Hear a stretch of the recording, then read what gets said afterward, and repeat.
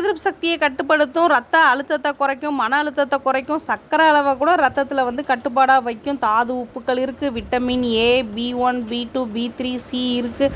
அட என்னென்ன சத்து தாங்க இருக்குது. அப்போ கண்டிப்பாக அதை செஞ்சே சாப்பிட்றணுங்க. முருங்கைப்பூ ஃப்ரெஷ்ஷாக கிடச்சா க்ளீன் பண்ணி வச்சுக்கோங்க. கடாயை வச்சு எண்ணெய் ஊற்றி கடுகு உளுந்தம் பருப்பு மிளகாய் வத்தலை கிள்ளி போட்டு பொடியாக நறுக்கின வெங்காயத்தை போட்டு நல்லா தாளிச்சுக்கோங்க.